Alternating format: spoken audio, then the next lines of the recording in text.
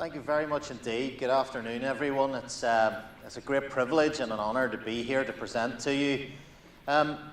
Slightly nervous following the previous session, as my introduction videos and slides are not quite of the same ilk as Bob's were.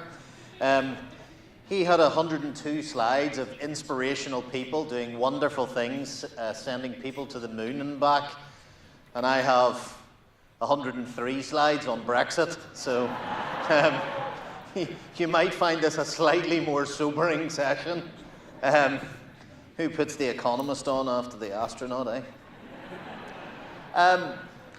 Actually, it was quite funny because Bob said that it took a minute and a half for his children to lose respect for his job. I didn't even last that long. I said, "What's your dad do in school?" It was one of the school projects, and my daughter came home and my wife showed me what she'd written. He said, "I don't know, he talks a lot." So I haven't even been able to tell them what an economist is. My father used to say, "I don't actually know what my son does. He's either a consultant or an economist, and both have the word con in the title." So hopefully you'll get something out of this session. And really what I'm going to try and do in the next 15 minutes or so is, yes, give us a little bit of a flavour of what's going on in the economy. You would expect me to do that. But really to try and think about how the skills that we're going to require for some of the changes that are underway are going to be very different. And that's going to challenge us all in lots of ways. It's going to require us to think differently about the people that we need. It's going to make us look to different places to hire from. It's going to look for us to be inspired by different people. It's changing the type of people we hire, the things that we ask of them. The world that we see around us is changing. And what I'm delighted to have heard from the previous session is that actually that period of change and transformation, communication is really important, because much of what we're talking about today is absolutely terrifying for people. The change journey that we go on, the sectors that are changing, the companies that are disappearing, the new ones that spring up. When we talk to people in change management, we talk with Neve, we talk to people in analytics, we talk to people, and they're full of the excitement of the journey of change and the potential of doing something new. But for many people, the conversation about that journey is frightening. It's taken away all that you hold dear. It's changing the jobs that you think define who you are. So we have to think about how to communicate the sort of changing world that we have, so that we can have really grown-up and insightful conversations. So that we don't roll our eyes whenever we put slides up about Brexit and we think, why did people vote that way? What did we learn from that? And if that vote wasn't the vote you would have made, what have you done to try and understand why people voted in a way that you wouldn't have? What would you do differently? How would you inform people differently? Those are the big questions, the things that we can learn from those decisions that have been made. So we've got a booming economy here in Ireland. Fantastic economic growth, which is great. But that's not enough. It's not solving all of the problems. Elections, referenda results around the world tell us that people are not happy. Growth is not sufficient. The stuff that we in my profession has fixated around has in some ways been the wrong dashboard. We spent our time looking at indicators that we think tell us how well the economy is doing, and they don't tell us nearly enough as to what's really happening. So there are fundamental challenges out there that need solved. The great and exciting part of that is solving them require all sorts of jobs, talents, innovative solutions. So how do we balance the excitement for change with the fear of what that brings? So it's absolutely a requirement for an economist to start with a GDP chart. It brings a warm glow, I know, to all of your hearts. You don't need to cheer the GDP chart, but for those who are not an economist, and God bless you, but GDP, think of it as the sum of wages and profits. So we fixate about it because, generally speaking, it is telling us that our economy has either got more people in work, we're getting wealthier, we're making more money. And growth is pretty good. We can see some recessions, Argentina the first, there's some problems emerging, the Turkish economy. And what's interesting is the economics fraternity. That's a fun house to be in, I'm sure you'll agree. is becoming increasingly worried that the global outlook is just beginning to edge downward. There's a lot of talk, a lot of speeches I'd be at will say things like, well, one thing we can be certain about, we're nearer the next crisis than the last. There's a lot of discussion about what that will look like, what shape it will be. Global forecasts are coming down, and yet here is Ireland up at 4.5% growth. GDP is a bit of not the best measure actually for Irish growth, but nevertheless, if we had time to go through all the indicators, we're talking a 4 or 5% economy. As fast an economy as really you would ever see in the developed world. It's usually emerging markets that grow at those kind of rates. In fact, it's growing at the rate that economists like myself would normally worry that this is the time to try and take a little bit of heat out of things. It might be getting a little bit too fast. Unfortunately, from a public policy point of view, Ireland's been through a very difficult 10 years, and it has a long laundry list of things that need done. So it has to spend on infrastructure, on education, on the healthcare system, because it unfortunately was not in a position to do that spending when the economy was quieter. So that does mean we're going to have quite a challenging position to keep the growth at that rate. All the little indicators and dashboards we use internally, generally speaking, are pointing in the right direction. Tax receipts are up, employment's up, wages are rising. Firms, not always a big fan of that, but for the employee, for the domestic economy, hugely important indicator. The only one falling would be car sales, and that's a lot to do with structural change and fears over the move to electrification, etc. So a really positive sort of report card on what's happening. Over the last 5 years, the economy's added a staggering 300,000 jobs. Well, not if you're Bob, the US could add that in a quarter, but for a place with 2 million employees, you're looking at a very impressive job creation record. And one of the most interesting things is that that job growth has been right across the economy. It has not been the move to only the professional services jobs in the glass-fronted towers. It has been construction, industry, the hotels, restaurants, the tourism sector, ICT. Almost every sector other than farming there has been growing, creating more jobs, creating new opportunities, which is terrific. In a place like Ireland, there's a really strong political drive to create jobs for our people and for our places. It is not sufficient to say we will train people and they can just up and go to wherever the job is. We want to bring jobs to different places, to towns, to cities throughout the country. And actually having an eclectic mix of jobs is really encouraging, because after all, we're an eclectic bunch of people. We don't have the same skill sets. We won't be retrainable into all of the particular jobs that are growing in our industries. We may have to move. We may have to do something different. We don't all have the same innate abilities. It's also a real interesting time of change in that the labour market is now incredibly tight. Unemployment rates are very low indeed. We're getting close to the point where everyone who says they want a job has one. Maybe it's not the job they would like, maybe they'd like a better job, a different job, but they have a job. And that means for employers, the challenge is increasing. If you want more labour, you've really got to think of three things. I either get it off somebody else, a rival, I get someone to come into work who actually is currently not saying they want work. So that's maybe improving the way you work with perhaps people coming back who have young children, people who have health or issues, people who are early retired. Thinking about bringing people back into the labour market who haven't been actively pursuing a job. Or thirdly, you look to bring in labour from outside the country. And you can see in the chart on the right that the migration forecasts into Ireland have gone from 30,000 net loss just a few years ago to 35,000 net inflow, which is already above the upper projections in the government's forecast that were published less than a year ago. That shows you how open, how desirable Ireland is as a place. Its success story rings loud across the world. Selling Ireland as a place to come and live and work is actually not a hard sales job. But yet, even here, in this great indicator of success, it creates challenges and problems to solve.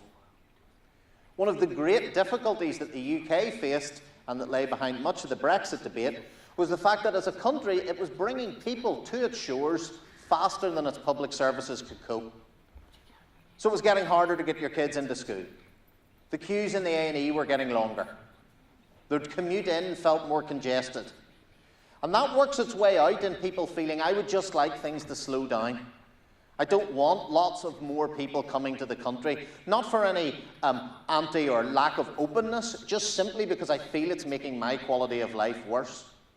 So for Ireland to avoid the difficulties that others have faced, it has to be able to accommodate these people and more of them without diminishing the quality of life for its existing citizens. And that absolutely places an imperative on getting our public services delivery right, ensuring our infrastructure investment can be delivered even in these rising environment of rising prices, ensuring that our healthcare and our education, ensuring that our housing system is sufficient and that we're not pricing people out of the market. This is in the nice problem to have category. It's a problem because you're too popular, but it's still a problem that needs solved. And we can learn lessons from those who did not or were unable to solve it. Very important framing for our public policy debate. We think that the growth looks strong. Caveats, of course, apply, not least how we get through the rather challenging Brexit conversation. But let's, in the last couple of minutes, just have a think about what that framework of a fast-growing economy places. There are many of problems. We could spend ages talking about them. Cost pressures, salaries are going up, cost of rent's going up, cost for our workers is going up, Brexit's up there. Equality, fairness, who's getting what slice of the pie, demographic change, an ageing population, pressure on public services, climate, the environment, going to be a big framing policy framework for Ireland. But the one I want to spend just a second talking about is the one that I consider to be the biggest challenge, which is the era of low trust in which we operate. So we're not sure that we believe a lot of what we're being told. We're not sure we believe our politicians. We don't know that we trust them. We don't know that we trust big business. We don't trust people's motives. We've become very poor at being able to handle a very sophisticated debate about very emotive subjects. We've moved into an era of getting either extreme portrayed for us, but very little in the middle to think about how to help us maybe change our mind or learn something. I start a lot of talks and presentations, and certainly when I'm still doing lecturing, I often say to people, just think for a minute about one thing in your life that data has changed your mind over. Something you thought you knew, and when you really looked at it, you weren't right. And you'd be surprised how little or how hard it is for people to think of what that might be. And you really have to be going into everything that you look at thinking, this might change my mind. Just as Bob said earlier, maybe you've set off in the way that's maybe not just quite right. Maybe you've learned something along the way that says, actually, a bit of a change of direction here will benefit us greatly. Pay rises, about 4% in Ireland, up to double digits in many sectors and many areas. In our own survey work, 75% of employees are expecting a pay rise this year. 9% pay rise is expected to be required for over 60% of employees. It's quite worrying. Some of my bosses are in the room, so I'll just emphasise that. 9% pay rises. Colin, if you're listening. Now, this is the Edelman survey that gets a lot of publicity around Davos. The low trust environment. Look at there's indicators of trust in government, trust in business. And here's Ireland down beside the UK and you might say, well, partly it's to do with the position in economic cycle. And actually, in many ways, using this slide previously, it's actually a good thing in a way to be almost mistrusting or questioning. Thinking about, am I sure this is right? Always willing to debate and open and conversations. But it still is a tough environment to bring in tax rises or to bring in changes. Think of Ireland's own very difficult journey with tax rises during the era of austerity. These are difficult times in which you're trying to persuade people that things need to change, that they may have to pay more for what they would like and would enjoy. And this starts with being able to have better debates with better people willing to and think about and debate with and lead and inspire people to maybe think about things a little bit differently. Think of the Yellow Jersey protest. Think of the cost overruns so much in the news here in Ireland today in public service delivery. Think of the surprise in election results. This tells us we're not necessarily reading all the right indicators. Look at, say, automation we heard about this morning. Type in will automation and see what the algorithm on your search engine fills in for you. Those are the top 3 options, and I've checked this on other computers. It's not just my economist perspective of always looking up miserable things. Will it kill jobs, take my job, or increase unemployment?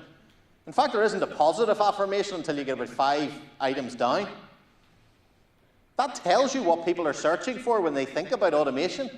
Not the brave new world that it will offer, but what it might mean for them. Again, going back to the Edelman's piece, 59% of all employees believe they will not have the necessary training and skills for the job that they want to have. That's frightening. And yet talk to many young people who survived or come out of or just exited the education system, and they will say to you, oh, please, for the love of God, don't give me any more exams to do.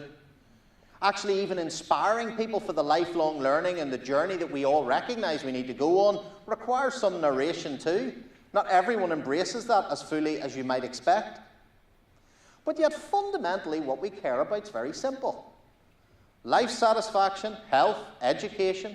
Actually, income falls quite far down the list. Of course, the economist in me thinks, well, you might need some income for some of the other things at the other end.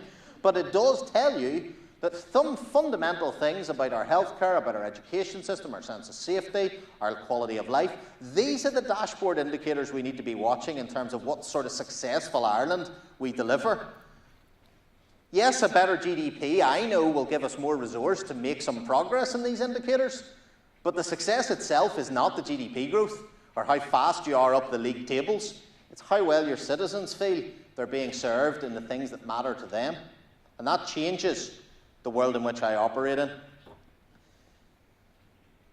Now, I'm conscious of just coming to the end of the time. There's only 2 slides left for you. One of them is, it's always easy in these conversations to get inspired with the new and what can be done. But it's still okay, as the slide says, to love vinyl. It's still okay to think that some of the things actually aren't all about a complete change, and a change management progress means we're binning all this and we're not doing that. Some of the things we do are very valuable. Some of our change processes just tell us the things that we're doing brilliantly, and we should keep them and be precious about them.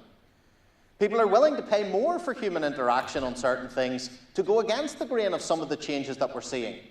Yes, we will be able to deliver all education without you ever having to set foot in the classroom, but yet our students tell us nothing beats having a good inspirational lecture and maybe going for a pint afterwards. Well, I added that pint bit for emphasis. That may say more about me. So we will actually make choices. You can look at the new sort of agendas, the time well spent, the reformed Luddite, the amount of things I get home from my kids' school telling me the things that you can do to get your kids off technology. You know, my son's just a microcosm of me. He's only going to be outside if the house is on fire. So how are we going to do things to change their behaviour? How are we going to make them think differently and be inspired by the things? So one of the things is not a homogeneous world. It's about variation. And that's the real talent message that I want to give, to deliver change, to deliver the future that Ireland aspires to have, will require a real diversity of thought. Different techniques, different methods, different talents, different skills. When the team in EY said to me, when you're out lecturing and teaching, did you see people you want to hire? And the thing I always say is, what I want to do, I want to walk into every class in this university and hire the 2 best people in it. I don't want a whole bunch of accountants and auditors and, praise the Lord, not a whole room of economists. What I want is the best social scientists, the best sociologists, the best geologists, the best theologists. I want a whole mix of people who'll see the world in a way that perhaps I don't, and who will share the same absolute passion and drive and enthusiasm for the fact that, to my mind, to sound glib about it, every one of those risks or trends we see is just an opportunity we haven't thought hard enough about. It's just a chance to do something different and do something better. We have our own approach to it. We need to embrace the fact that we are living in an uncertain world in which change is all around us. But let's start to embrace that. Let's think of that for the exciting opportunity that it presents. And finally, for me, it is important to know where we're trying to get to. What sort of country or society do we want to live in? What values do we want to hold dear as an organisation? What is our purpose and mission? Our tagline at EY, building a better work. That is passionately and fundamentally why I joined the firm, is let me have a go at some of the big societal questions and problems and see if we can help. Instead of just being an economist to say, here's how big the hole in the ground is, and if you pay me, I'll come back next year and tell you how much bigger it's got. I can now talk to Niamh, to Colin, to the team and say, what can we do about that? What can we do to do a little bit better? And to know that, we've got to do better at listening as well as talking, a skill I've yet to perfect. So how can we hear what our customers think, what our public think, what our boards think? How do we get all of those perspectives and be willing to change? Because we've been so surprised by the level of dissatisfaction with our citizens in a world that many of us perceive we're making great progress with. Tells me we're not listening to all the right signals. And to do that, we maybe need different voices and different people. So I think it's an exciting time for the island. I think it's going to need different people. And I think it's wonderful to have an opportunity like this today to share some thoughts from the economist perspective. And hopefully, and I believe from earlier, if it all goes wrong for me, at least I can retrain as a nurse, according to Margaret. So look, I really appreciate your attention. Thank you so much for listening and I look forward to the discussion.